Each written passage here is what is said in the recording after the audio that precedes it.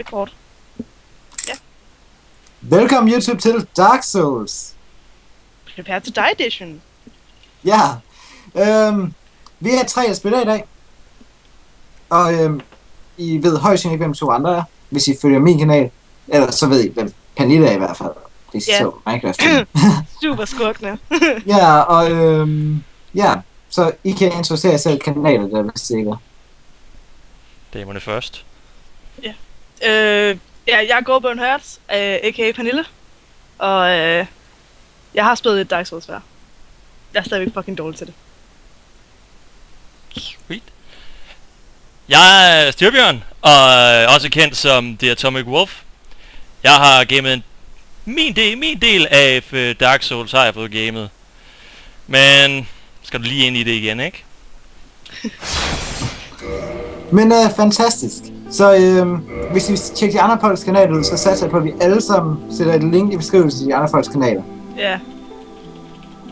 Og lad os komme i gang. Lad os. Så vi laver alle sammen Deprived, ikke?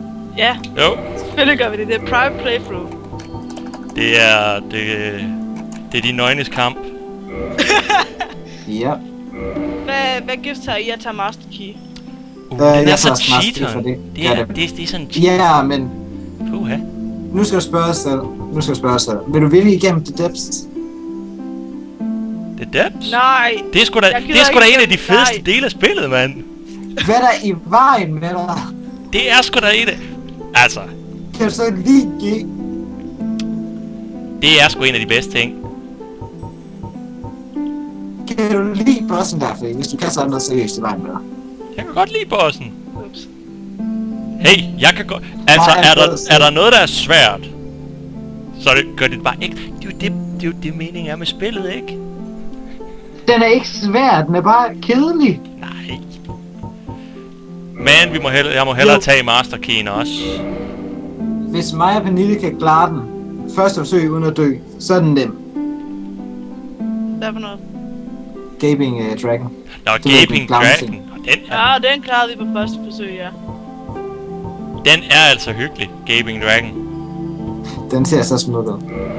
Altså, den har sin charme.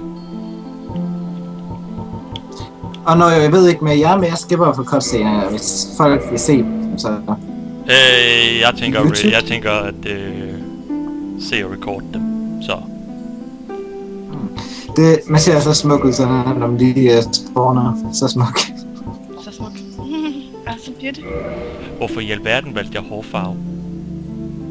Hvad? Hvorfor i alverden valgte jeg hårfarve? Er du blevet skaldet igen?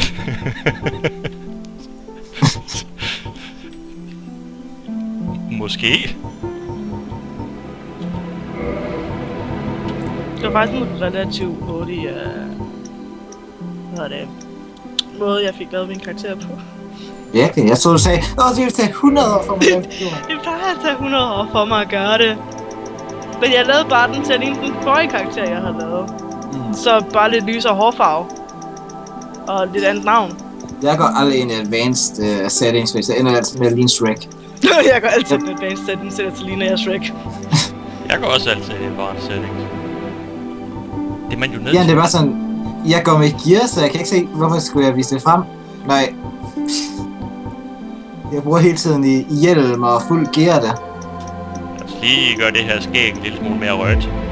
Yes. Sådan der. Fuck, hvor smukt. Total bleg med rødt skæg, mand. Jeg kørte med en Karim. Hvilket er den eneste vej frem. Jeg synes, Niso han ser så døb ud. Nito? Ja. Virkelig? Nå, så er jeg færdig med min karakter. Nito, the first of the dead. Er du først blevet færdig med min karakter nu? Det var langsomt, Pernille. Jeg tror, du var den første, der blev færdig med min karakter. Hvad? Jeg tror, du var den første, der blev færdig med min karakter. Det er klart, det er ikke under advance. Jeg var sådan, okay, sådan der. Hvad for noget hår skal jeg have? Sådan der. Hvad for en farve skal det være? Vi tager lidt af fra hvorfor ikke? Det tager lang tid om lige at gro skægget, altså.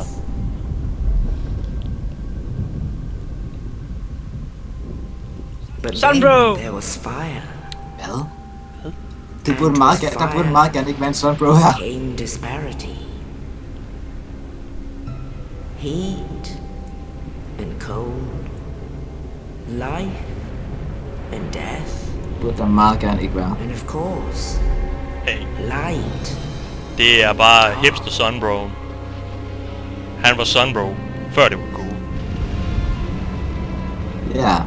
Før Brace From Sunbro. the dark, Før de overhovedet they eksisterede. came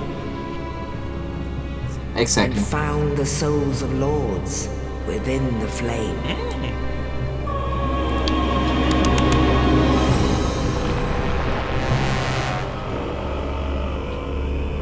Oh, det var dumt. The first of the dead. Det er nogle fede cutscenes, de har i Dark Souls. Mega fede. The Witch okay. of Isaac. Jeg kan nu bedst lige omkring The Witch of Iceland. Gwyn, the Lord Jeg kan godt lide der, hvor de så kaster lidt lyn på dragerne. and his faithful knights. Og det skal have så lav damage. So Ja, så easily lav forgotten. damage protection. Der er ikke, man har ikke brug for damage protection. With the strength of Jo, hvis man gerne vil overleve. Nej, bare lad være med at blive ramt. challenged the dragons. Gwyn Har du tænkt dig at rolle igennem arrows? grew apart their Hey. stone skills. Jeg har brugt det meste af min tid i Dark Souls på at leve rundt på jorden. Jeg kan stadig ikke finde ud af, hvad fanden hedder det, parry. Den der, hvor man lige laver den der parry, hvor man får repose. Frostning Ikke flot. og backstabbing og Det er- sådan noget. Backstabbing, det spiller bare generelt godt. Scales betrayed his own. Det er en del af det to. Det er derfor, jeg ruller. Were no more. Har ikke tårn. Og det siger jeg, det er sådan cirka været 10 dage til, at Dark Souls 3 kommer ud. Ja, der Jeg har omkring. ikke købt tårn endnu. Jeg har købt træerne. Har du ikke købt tårn? Jeg var inde for at bestille træerne på Collector's Edition. Ikke? Åh. Jeg havde andre Og prioriteter. der havde de ikke flere. Og jeg vil ikke bruge 3.000 kroner på at købe den der helt store en med en 40 cm høj figur. Sådan helt ærligt, jeg tænkte på det. For at se den figur, wow, den ser fucking awesome ud. Remain. Jeg ved ikke, om du har været på GameStop i Esbjerg, men der står den, ikke? Og det er bare sådan, jeg har lyst til at tage den med hjem. Even now, Så der er en GameStop i Esbjerg. Ja, det er den til Collector's Edition. Nej, det er sådan en stor en. a man Snakker vi den i sees midtbyen, eller den ude ved Storcenteret? but only Midtbyen. endless Ja, den inde i midtbyen. Det er den til Collector's Edition. Jeg stod nemlig og snakkede med hende inde i butikken. Ja, den var 40 cm. Du får den med til en bare en normal Collector's Edition, ikke? Collector's Edition udgave, hvordan den ser ud, den ser helt anderledes ud. Den ser noget federe ud. Han står som et svær over hovedet og alt sådan noget. Ja. Så jeg synes, det ligner sådan noget, der for kun komme med i noget 3.000 kroner stort. Lidt dyrt. Og den er kun 25 cm høj, den der står inde i GameStop. Wow, 25 cm, så står jeg godt, den kan vi ikke have. Huha. Nej, den er jo alt for lille, ikke? Ja, Alt for lille. Yes. ved du så, hvor indeed. meget Collector's Edition koster? The dark sign brand. Collector's Edition koster 1000 kroner. Ja. Hvad fanden har... Hvem har Øh. 1000 kroner til at smide til sådan noget? Det er jeg i hvert fald ikke. Jeg kunne godt finde på det, hvis det var sådan. Det havde jeg i hvert fald ikke på det tidspunkt. 800 kroner. And led to the north. Sådan der Firelink. Shit. Jeg er lige nået forbi de Where tre they are første... locked away. Jeg er stadig i gang med cutscene. Hey, Spørgsmålet Strength eller Dex? Ja, det er spørgsmålet. This what? Det er det store spørgsmål. Det store spørgsmål. Strength for det. Hvorfor ikke bare købe begge to? Skal du have Sunbro-tingen? Måske. Virker ikke som om du brugte den så meget. Dum. Nej, men det var fordi, at jeg var nødt til at ændre til healing. Kæft, mand. Han fik kastet ham der hårdt ned, mand.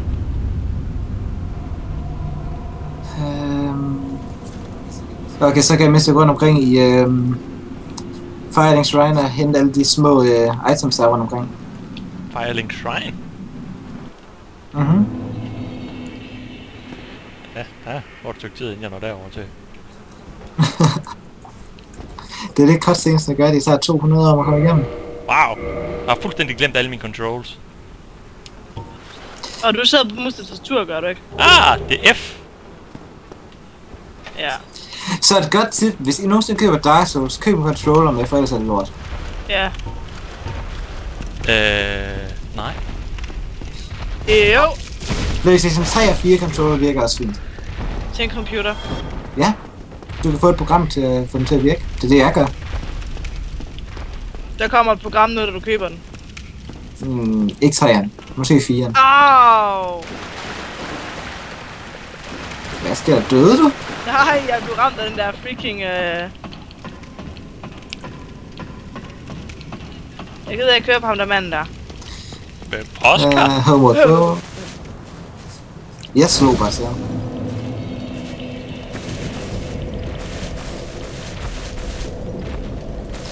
Red Eye op. Jeg slog ham, men jeg er rimelig sikker på, at han kommer tilbage igen, for jeg fik ikke nogen sådan... rigtig... Ja, det gør en høj synge.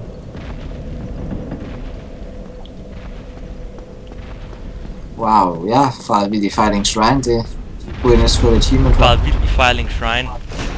Sådan der, han har en igen. Jeg synes, man bare har fået en Morningstar her, eller er det 2'eren, man får Der er den en samme Morningstar i Filing Shrine, det er der. Der hvor du henter Reddit, den der... Okay, jeg har ingen grund til at skifte over til Morningstar i stedet. Gloppen er bedre på alle andre måder. På alle måder, faktisk. Bortset lige fra, at Gloppen har 300 Elite effekt, men det er ikke specielt godt.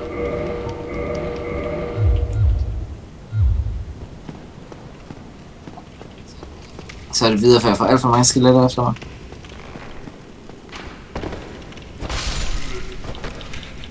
Jeg føler mig som en hulemand. Bare roligt, gør vi alle sammen. Den her sexede lille læder G-streng og en kølle. Han mente jo bare lige, at han skulle tage og vælge og tage næste plads lige foran fjeset på mig. Ja, jo, altså du kan sige en masse ting om det her spil, ikke? Men AI'en er fantastisk. Ja, jeg er der på liv. Lad mig tage næste slag. Lige foran personen, der slår over på mig. Det minder om, hvad jeg gør. You're no hollow. Au, han går under ham, I'm demon. done for, I'm afraid. Jeg har glemt, hvordan man løber. Then lose my sanity. Det går godt. Det går rigtig godt. Man kan høre, hvor lang tid siden det er, jeg har spillet. Jeg har glemt, hvordan man løber. Hear me out, will you? Bare roligt, du holder bare cirkel inde. Ja. I have failed in my Lad mig lige finde et stykke papir, så jeg kan tegne en, perhaps ikke? you can keep the torch lit. Ja, There's an old saying in jeg ved ikke, måske kan du prøve at det, hvad den Thou virker. who art undead art Jeg tror, chosen. den kører over til And Objective. thine exodus from the undead asylum maketh pilgrimage to the land of en eller anden ancient type. lords. When thou ringeth the bell of awakening. Se, det er det eneste problem. Jeg har langt flere keys at trykke på. Well, now you know. Så har jeg dræbt Asylum Jeg ved Demon. stadig snakke med Oscar. Det var Jeg da føler også- mig mega langsom lige nu. One more thing. Here, take this. Jeg er nødt til at få et andet skjold, det er forfærdeligt. An undead favorite. Du ved, når du kommer op mod dem der med crossbowen, så går du ind og henter Ja, den jeg ved, sydder der. Ja, den er en del bedre end det her lort. Bid farewell. I would hate to harm you after death. And thank you. Så. Dyk. Lille Oscar. Slår du til ham, eller vil du bare dø? Jeg snakkede da med ham, som civiliseret person gør. Jeg snakkede til ham, sagde, jeg skal nok hjælpe dig, så dræbte jeg ham bagefter. Og så skal du have Uchigatana. Ja, jeg tror, jeg gør mere strange den her. Husk du, hvor den der Soul of Lost Undead ligger henne? Lige når du kommer ud derfra. Ja, jeg sådan samlede en masse nej, Soul nej. of Lost Undead af dem. Når mener inden for du kommer væk fra Asylum. Ja, den har jeg taget. Det er lidt Skal sent. du også det, Styrbjørn? Nu skal du også det, Styrbjørn. Når du kommer ud derindefra, så kommer du op ad trapperne. Sådan inden du kommer helt op ad trapperne, så er der sådan... inden for du kommer hen til trapperne. Faktisk, ja, inden for du kommer hen til trapperne, der er der sådan et lille sted, hvor du kan gå til venstre. Gå sådan rundt der, pas på, at du ikke falder ud over, så er der en undead bagved, der har en soul. Ja, det ved jeg godt. Den blev jeg ved med at glemme før i tiden. Lige snart jeg har fundet den til Mission Valor. Endnu en cutscene. Level op igen. Jeg tror, jeg skal Vitality og Endurance op til at starte med. For den var på 15 og sådan noget.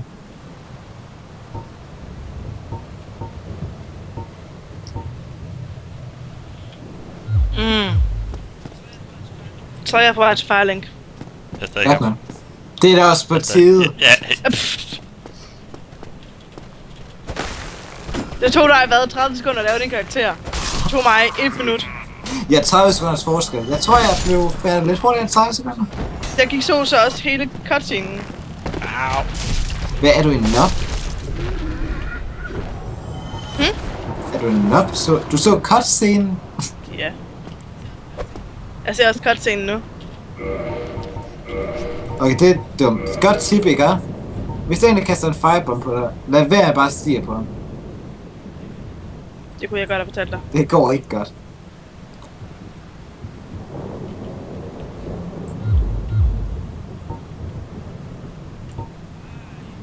Hej. Bla bla bla bla bla bla bla bla bla bla bla bla. Sådan her. Level up. Jeg ved ikke helt, hvad jeg skal level up. Der er 2 ting, I kan hente i starten, mener jeg, hvor det er I højst sandsynligt dør, hvis I gør det. Ja, Døde du? fandme pinligt, det er det. Oh. Jeg går Vitality og Endurance build lige nu. Så, Pernille? Ja. Du tog Master Key'en, ikke? Okay, så vil du gerne have boostet dit Estes helt fra starten af? Sure. Okay, så brug alle de sjæle, du kan lige nu på level up'er der, for vi skal ud på Suicide Run. Den bedste type af run. Ja. Okay, kan du huske hvor, eller har du gjort det endnu? Hvad for noget? Brugt din sjæle? Nej, det har jeg. Jeg har lavet op første gang, men jeg henter de der andre sjæle der rundt om i Vent lige med det, lad os lige ordne der først. Det er lidt mere besværligt, du er nødt til at dø for at komme tilbage. Jeg er ved Firelinks vejen. Ja, gå hen til selve Bonfire-Firelink, okay? Yep. Så hent ham mand, der sidder der, ned ad trappen ved siden af. Den der nede, du tænker på. Ja. Den er hyggelig. Der er også nogle sjæle, du kan få dernede, nu er mener jeg. Are you trying to get me killed? Det er i hvert fald en del af det. Vi dør begge to på det her. Men jeg vil også æste svar spørge på det. Tag elevatoren der. Nej, skal vi nu derover? Så tag elevatoren. Nej, vi skal ikke over til Bryce.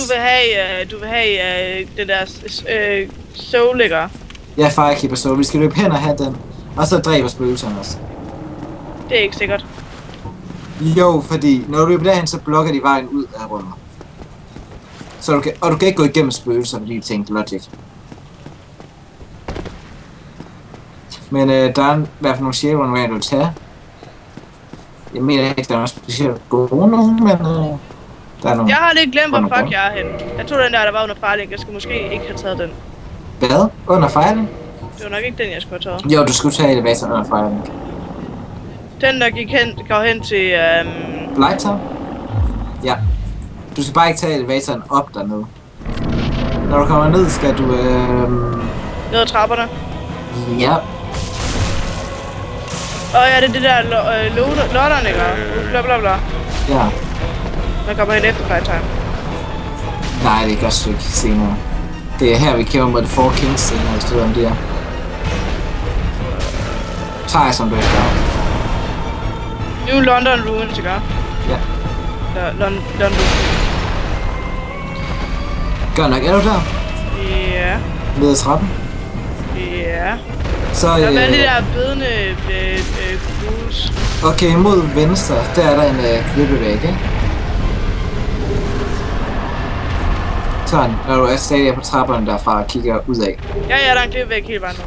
Ja, løb hen til den. Og så burde der meget gerne være en dør derhen af. Du kan gå igennem. Ikke en direkte dør, bare sådan en port af. Jeg fik et nyt våben. Okay, du fik S-tokken, ikke? Ja. Bag dig er der sådan en bro, der går over vandet, ikke? Ja, jeg kan ikke bruge den endnu. Nej, men der er en bro, der går over vandet, ikke? Ja. Ja, løb over den. Fuck. Og når du er over den, så løb over den næste også, fordi så begynder spøgelsen lige til at komme. De spooky spøgelser. Ja, de er så skræmmende. Ja, hvis de får dig spøgelser kørt, der. mand, så er de fandme lidt skræmmende. Ja, okay. Så skal du gå her, hvor vandet er oversvømmet en bygning. Vær sikker på at gå der, hvor Jeg er ikke kommet over broren endnu. Ikke en... Wow, du er langsom. Men så skal du gå over det, så er der en bygning, du går hen til, hvor Firekeeper Soul er. Det er lidt svært at forklare præcis. Og så skal du dø der. One day an undead shall be judged. Okay, nu er jeg kommet hen på enden af broen. Ja, så gå... Ja, du skal gå i det oversvømmet og falder ned. Hold så! Ja, okay. Du skal hen mod... Du skal løbe hen mod højre. Hen mod højre. Ja. Hen mod trappen. Nej, du skal ned på jorden. Okay. Højre side. Ja. Og så burde du til sidst finde en lille bro, der går ud af. En lille bitte en. Den er ikke over vandet, den er under vandet. Så skal du følge Are you den. shitting me? Jeg kan ikke forklare det bedre. Nu render jeg rundt og kalder spøgelser, for jeg ved ikke, hvad du snakker om. Jeg er død. Jeg kan Hey, ikke... du skal over vejen og under vejen, og så skal du hen over vandet og ned under det. Og der ligger en sjæl. Det er Ja, det pisse er nemt. simpelt. Over vejen, hen ad vejen. Se, nu kunne det være rart, hvis jeg Nej. fandt ud af, hvordan man Det er ikke nemt. sprintede. Det var en god Det har jeg stadig start. ikke fundet ud af. Det går godt for mig. Knappen du ruller Hva? på, du skal holde den inde. Den knap du ruller på, skal du holde inde. Det er rigtigt! For Helgoland, mand. Ja. Det er spacebar. Ja, det er space. Ding. Det er mig, Ja, det er også mig. Well, what do we have here? You must be a new arrival. Let me guess. But there's Jeg no elsker ham her, der sidder her. Det er Crestfallen Warrior. in the undead asylum. Så nu kan vi udforske den fantastiske beliggenhed, som er Firelink Shrine. Jeg har ikke fået den her fucking Firekeeper Soul endnu. Den kan Og ham blive der. Så du sagde til højre, når man kommer ind over broen, så går man til højre, ikke? Ja. Når jeg siger, du skal gå til højre, så går du til højre. Og bare fortsæt den vej, og så går du til højre næste gang du kan igen. Det er fordi, hvis jeg gik til højre derude, så ville jeg bare gå ud i vandet og dø. Gik du over begge broer? Ja. Gik du over begge broer? Jeg tror ikke, hun gik over begge broer. Jeg gik helt lige ud. Jeg ved ikke, hvad enten anden bro skulle være. Nu går jeg lige ned og henter den selv. Lidt under vandet. Altså, der er noget ude i vandet, ikke? Der er sådan noget trænod, som går hen et tårn, som går over, som så går videre i en træen. Du skal først over trapperuen, der over vandet, ikke? Ja? Så er der en trapperun med en ting, som er lidt under vandet.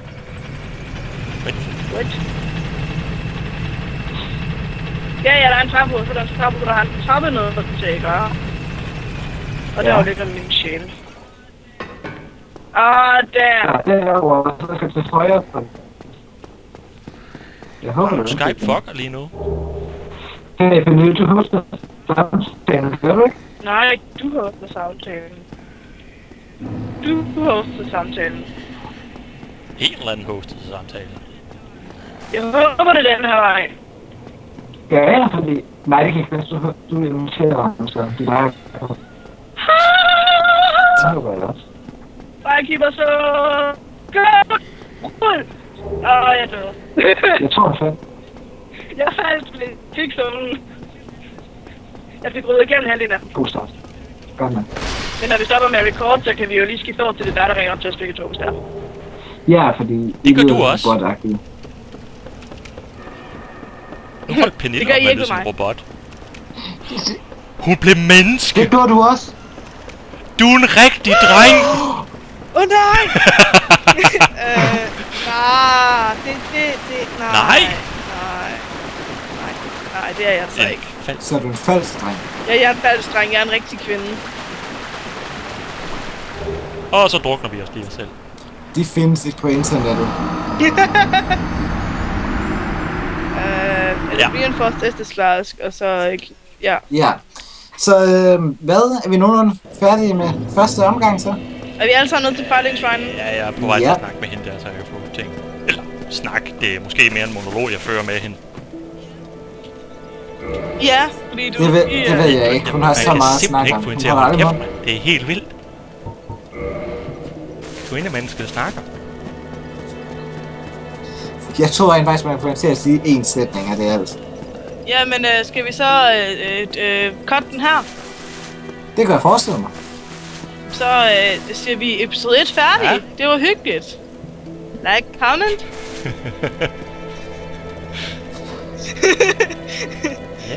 Så. Jeg tror, det mangler den sidste del. Like, comment and subscribe. Jamen, Men jeg vil meget gerne have likes and comments. Husk at tjekke de andre folks kanaler ud. Der er et link til dem nede i beskrivelsen. Medmindre jeg var ekstremt doven, da jeg uploadede den her. Eller de kunne Samme jo bare her. høre, hvad vores karakter Ellers så er hed. det jo ikke, ellers er det ikke så svært at finde. Det er bare at skrive Nickmon eller The Atomic Wolf. Hvad med dit navn? Goldburn Hearts. Og hvis I ikke kan finde det, så er der højst inde på min kanal ude i højre side med folk, I I skal skal i hvert tjekke fald ud. tjekke mig ud. I kan godt springe over ham, hvis det er det. Bare rolig, Jeg vil gardinerne bare er af. lukket, så... Ja. Hygge jer.